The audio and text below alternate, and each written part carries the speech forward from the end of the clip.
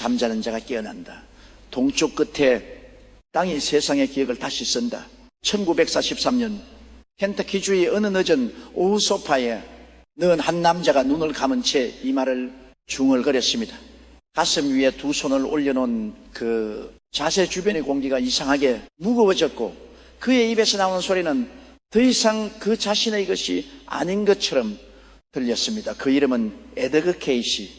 20세기가 나온 가장 귀하고 가장 정밀한 예언자였습니다. 그런데 그가 남긴 수천 개의 리딩 기록 중에서 지금 이 순간 다시 주목받고 있는 단 하나의 문장이 있습니다. 동쪽 끝에 땅에서 새로운 의식이 깨어날 것이다. 그 땅은 작지만 그 파동은 온 세상을 흔든다. 그리고 그 땅을 지목하는 손가락은 지금 이 순간 분명하게 한반도를 가리키고 있습니다. 에드거 케이시를 처음 들어보는 사람이라면 이렇게 생각할지도 모릅니다. 또 다른 신비주의자의 허무맹랑 이야기 아닌가요? 하지만 그의 이름 앞에 붙은 기록들을 한 줄씩 읽어 내려가다 보면 그런 생각은 조금씩 흔들리기 시작합니다. 그는 1929년 주식시장 붕괴를 6개월 전에 정확히 예언했습니다. 아무도 믿지 않았습니다. 그러나 시장은 무너졌습니다. 그는 1935년에 오스트리아, 독일, 일본이 손을 잡고 대전쟁을 일으킬 것이라고 말했습니다. 당시 세 나라는 아직 동맹도 맺지 않은 상태였습니다.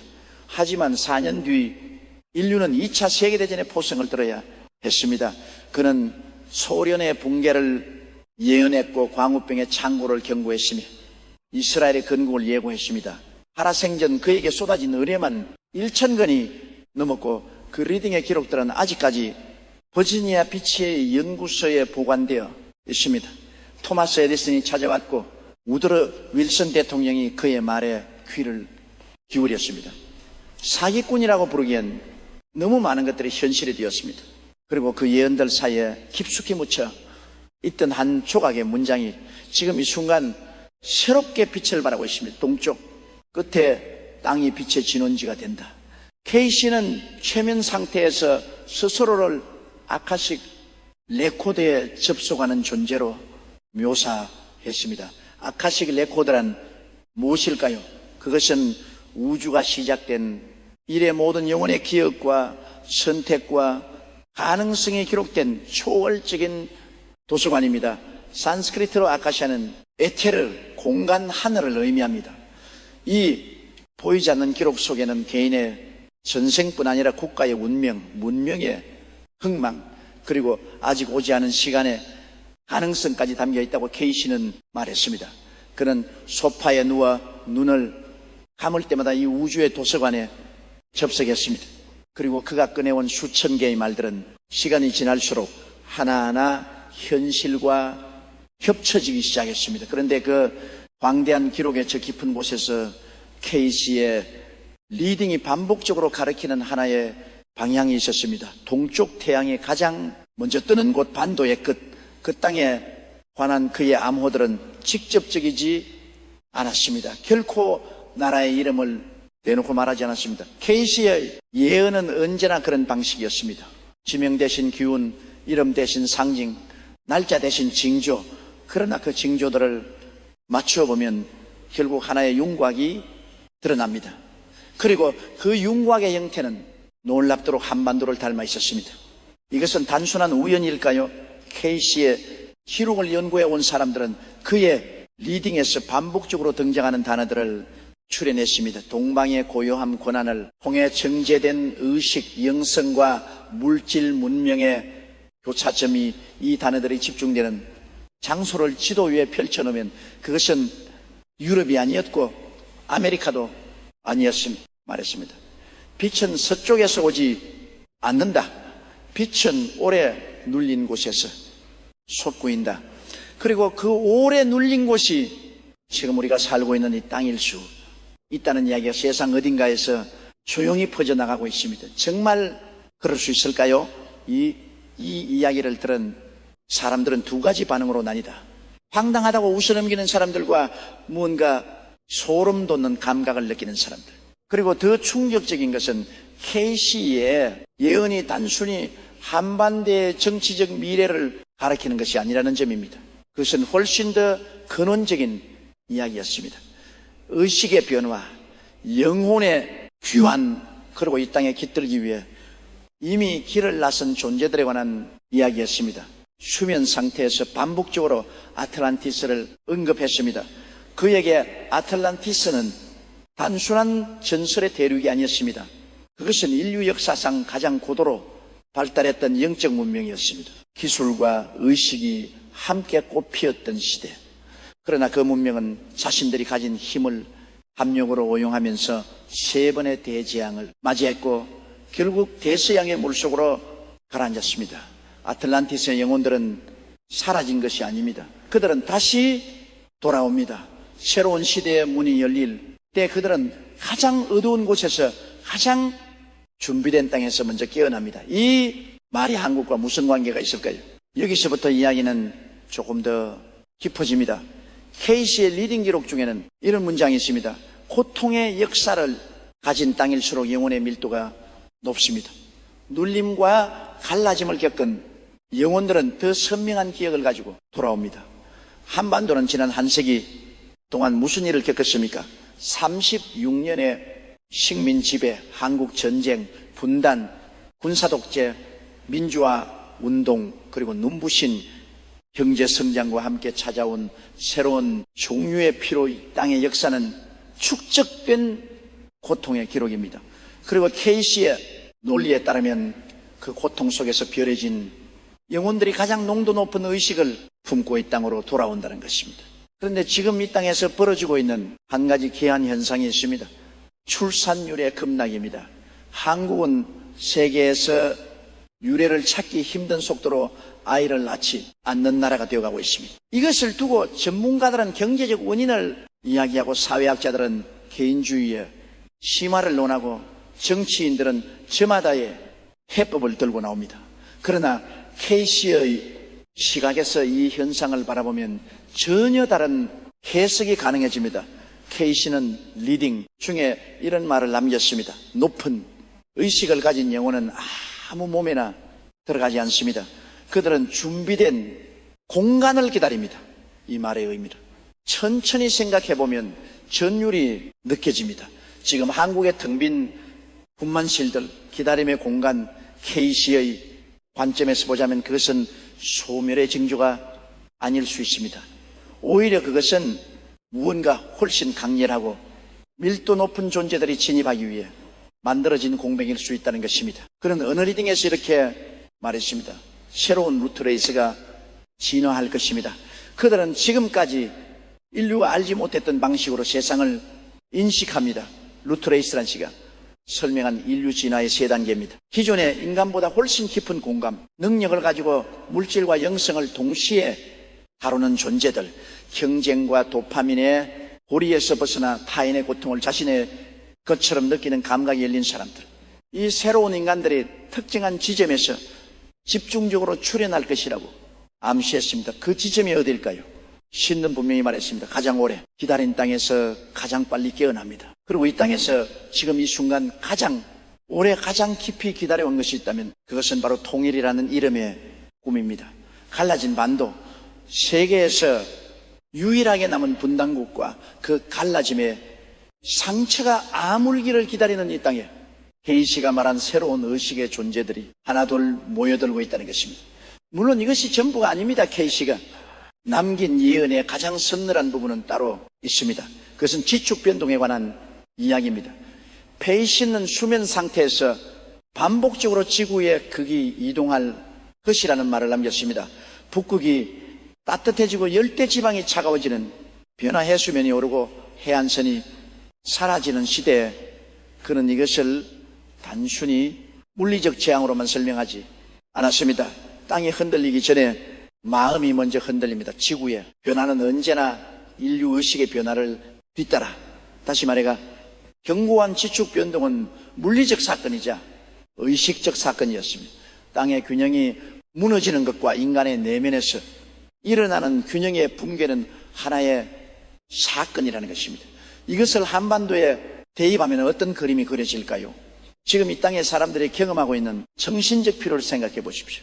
끝없는 경쟁, 타인과의 비교, 정화, 혐오가 알고리즘 속에서 증폭되는 환경, 소셜미디어라는 거대한 파이프를 통해 쏟아지는 자극의 홍수, KC의 언어로 표현하자면 이것은 의식의 지축이 기우는 상태입니다.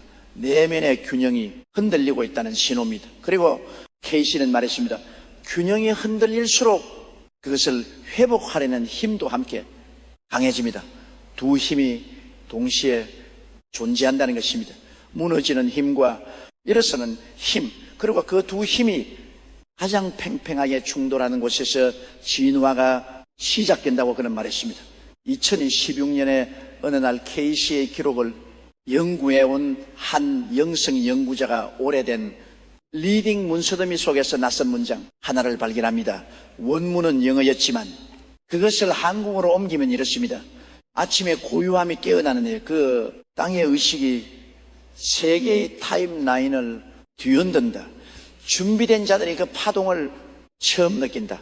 그 연구자는 이 문장 앞에서 한참을 멈췄다고 합니다.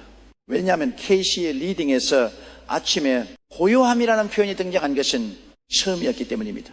그리고 한국의 옛 이름 중 하나는 고요한 아침의 나라였습니다. 단순한 일치일까요? 아니면 이것은 KC가 아카식 레코드에 페이지를 넘기다가 우연히 마주친 한 장면이었을까요? 그 대답은 아직 아무도 모릅니다. 하지만 이 이야기를 읽는 지금 이 순간 무언가가 당신 안에서 움직이고 있다면 그것은 아마도 무의미한 반응이 아닐 것입니다. KC의 리딩 중 가장 많이 회자되는 예언이 있습니다. 바로 홀 오브레커즈에 관한 것입니다. 그는 말했습니다. 이집트의 스핑크스, 아래에는 아틀란티스 문명의 모든 기록이 봉인된 방이 있습니다. 그 방은 새로운 의식의 시대가 열릴 때 비로소 발견될 것입니다. 물론 지금까지 그 방은 발견되지 않았습니다. 그런데 KC의 관점에서 이것을 달리 해석하는 연구자들이 있습니다. 스핑크스 아래의 그 방은 물리적 공간이 아닐 수도 있다는 것입니다. 그것은 상징입니다.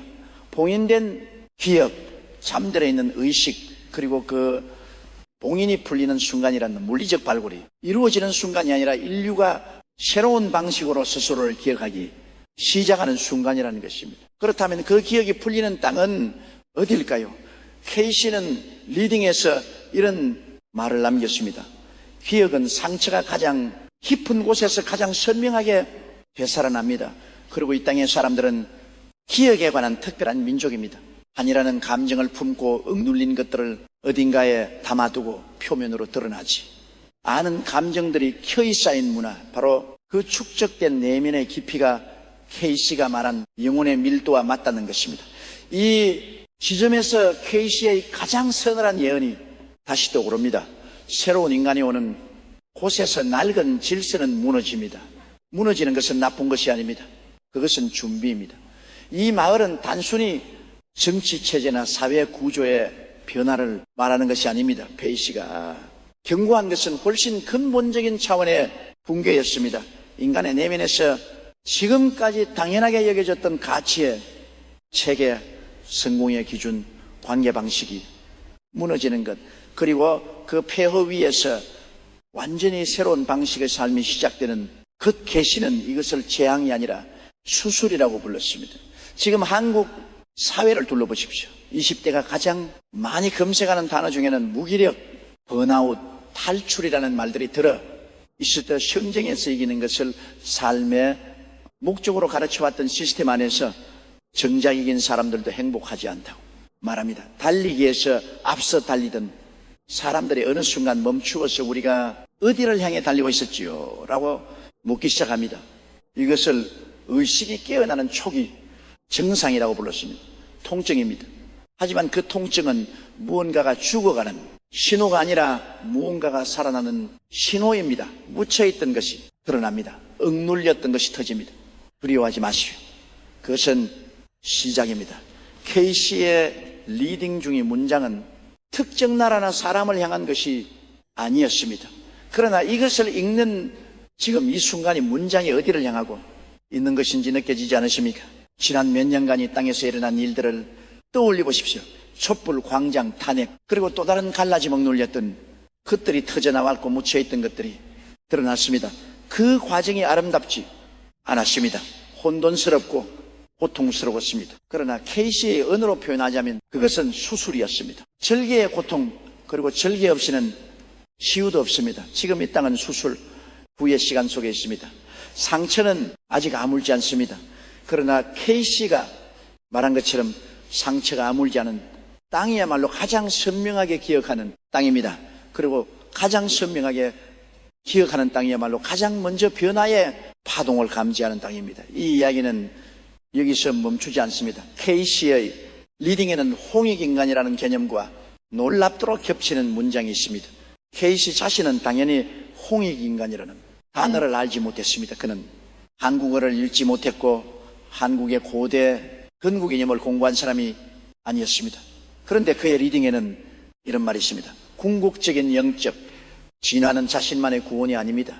그것은 주변을 넓히고 넓혀 결국 온 세상을 품는 것입니다. 그 경제에 이은 영혼들이 사는 땅은 자연히 세상의 중심이 됩니다. 홍익인간, 널리 인간을 이롭게 한다. 이 고조선의 건국 이념과 케이시 리딩이 담고 있는 영적 방향성은 놀랍도록 유사합니다. 자기 자신을 넘어 타인을 그리고 온 세상을 이롭게 하는 것이 가장 높은 영적 성취라는 관점. 케이시는 말했습니다. 이 원리를 삶으로 사는 민족이 있는 곳에서 세상에 새로운 기준이 세워집니다. 그 민족이 이 땅에 사람들이라고 단정할 수는 없습니다.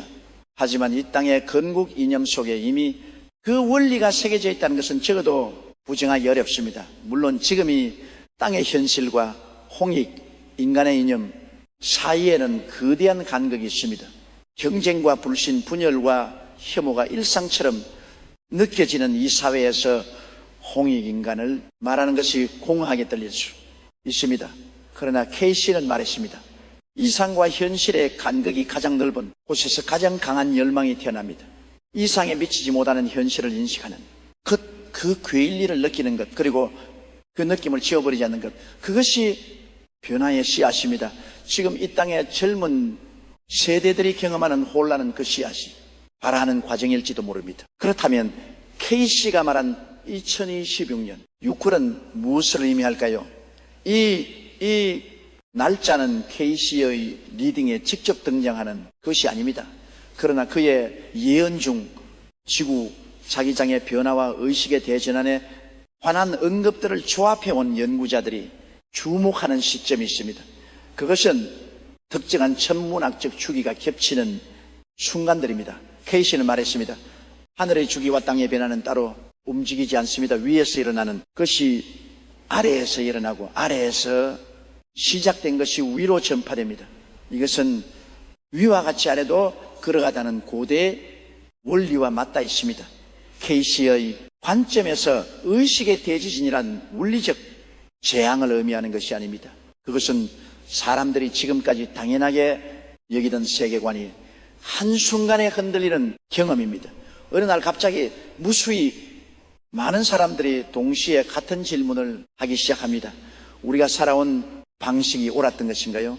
그 질문이 어느 한 사람의 입에서 나오는 것이 아니라 수백만 명의 가슴 속에서 동시에 터져나오는 순간이시는 그것을 의식의 지진이라고 불렀습니다. 그리고 그런 지진은 가장 오랫동안 압력을 받아온 단층에서 시작된다고 했습니다. 한반도는 지난 세기 동안 가장 강한 압력을 받아온 단층 위에 있습니다. 식민 지배의 기억, 전쟁의 기억, 분단의 기억, 그리고 그 위에 쌓인 산업화의 성공과 민주화의 열망과 또다시 찾아온 새로운 종류의 억압이, 이 모든 층위의 압력이 지금 이 땅에 켜이 쌓여 있습니다.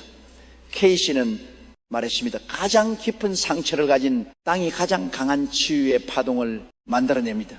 그리고 그 치유의 파동은 상처받은 자신만을 고치는 것이 아니라 그 진동이 닿는 모든 곳을 변화시킨다고 했습니다. 이것은 단순한 낙관론이 아닙니다. 신은 한 번도 무조건적인 희망을 말하지 않았습니다. 그의 예언에는 언제나 조건이 있었습니다. 이렇게 될 것입니다. 단 사람들이 깨어 있다면, 잠자는 자들이 잠든 채로 있다면 예언은 실현되지 않습니다. 그것이 K씨의 가장 근본적인 메시지였습니다. 미래는 결정되어 있지 않습니다. 아카식 레코드에는 수많은 가능성의 타임라인이 기록되어 있습니다. 어떤 타임라인이 현실이 되느냐는 그 시대를 살아가는 사람들의 선택에 달려있다는 것입니다. 그래서 계시의 예언들은 항상 두 개의 얼굴을 가지고 있었습니다. 경고이자 가능성, 위협이자 초대, 그런 말했습니다. 나는 미래를 보는 것이 아닙니다. 나는 가능성의 확률을 읽을 뿐입니다. 어떤 가능성이 현실이 될지는 결국 당신들이 결정합니다. 그런 그가 이 땅에 대해 가장 높은 확률의 가능성으로 지목한 것이 있습니다. 그 땅의 사람들이 자신의 내면에서 고요함을 찾는 순간 그 고요함은 세계로 퍼져나갑니다. 고요한 아침의 나라, 그 이름의 진정한 의미를 이 땅의 사람들이 다시 발견하는 순간, 그것이 KC가 바라본 가장 밝은 타임라인이었습니다. 그러나 동시에 그는 경고했습니다. 잠든 채로 아무것도 느끼지 못하면 그 모든 가능성은 연기처럼 사라집니다. 그리고 잠든다는 것은 눈을 감고 있다는 것이 아닙니다. KC에게 잠든다는 것은 내면의 목소리를 듣지 않는다는 의미였습니다. 외부의 수험에 완전히 잠식되어 자신이 무엇을 원하는지, 무엇을 느끼는지 더 이상 알 수 없게 된 상태, 그 상태에서 인간은 눈을 뜨고 있어도 실제로는 잠들어 있다는 것입니다. 지금 이 땅의 사람들은 얼마나 깨어 있습니까?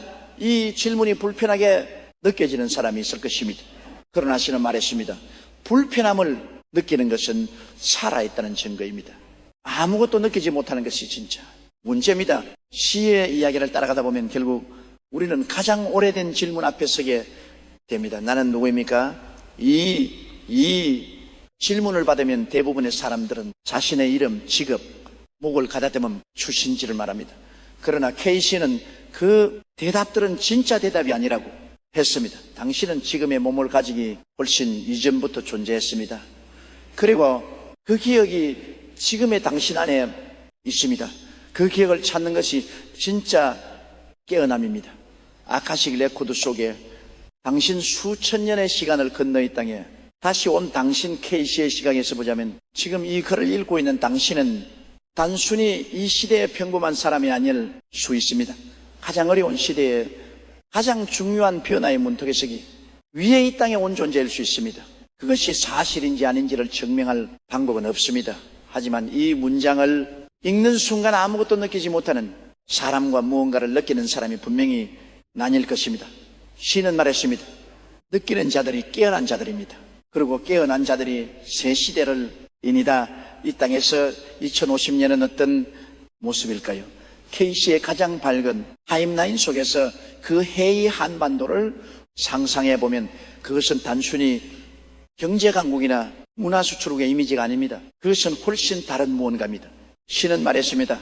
참으로 위대한 나라는 남에게 물건을 파는 나라가 아닙니다. 남의 상처를 이해하는 나라입니다. 상처를 알기에 상처를 치유할 수 있는 나라, 고통을 겪었기에 고통 속에 있는 자들에게 손을 내밀 수 있는 나라, K씨가 바라보니 땅의 가장 높은 가능성은 세계 정신적 치유자가 되는 것이었습니다.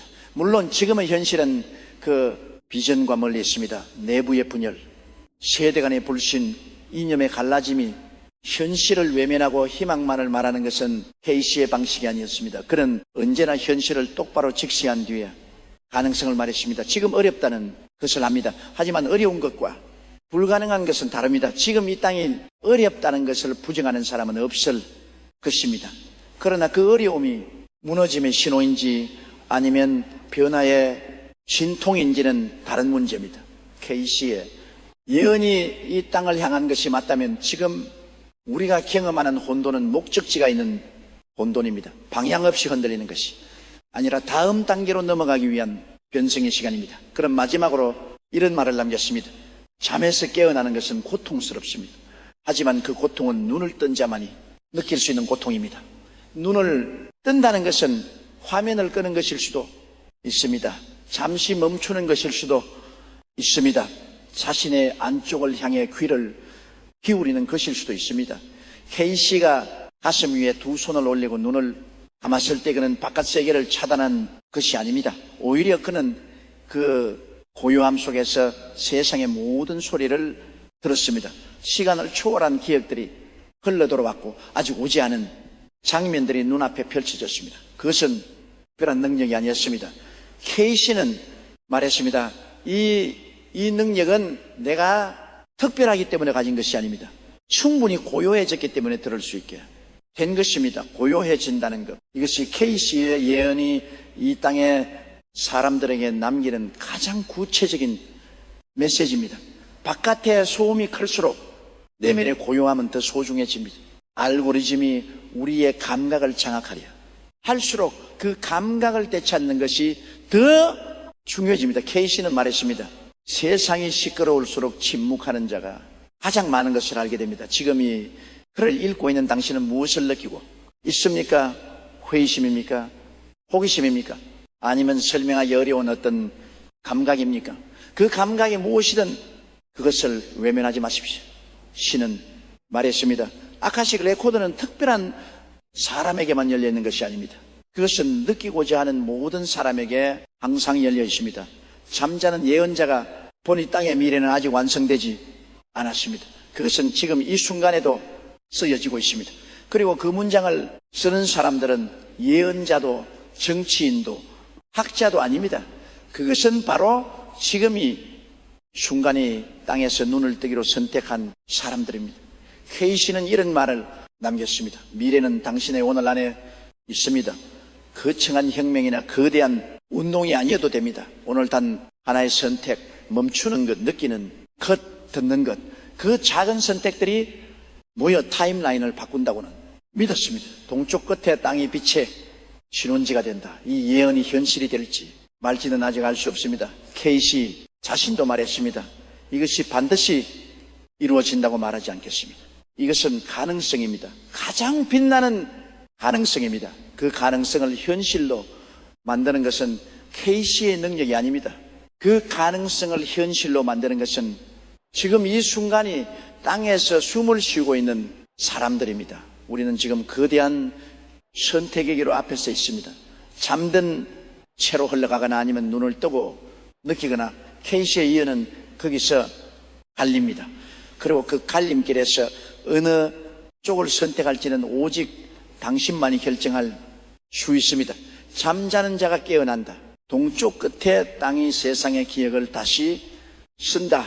1943년 어느 후 K씨가 눈을 감은 채 중얼거렸던 그 문장이 지금 이 순간 당신의 귀에 닿았다면 그것은 우연이 아닐 수도 있습니다. 아카식 레코드는 언제나 열려 있습니다. 질문은 단 하나입니다. 당신은 늘 준비가 되어 있습니까? 오늘도 영상을 끝까지 함께 해주신 여러분께 깊이 감사드립니다. 이 이야기가 당신의 마음속 어딘가에 작은 파문을 일으켰다면 그것으로 충분합니다. 좋아요와 구독은 이런 이야기들이 더 많은 사람들에게 닿을 수 있도록 하는 힘이 됩니다. 이 채널의 다음 이야기도 기대해 주시오. 야.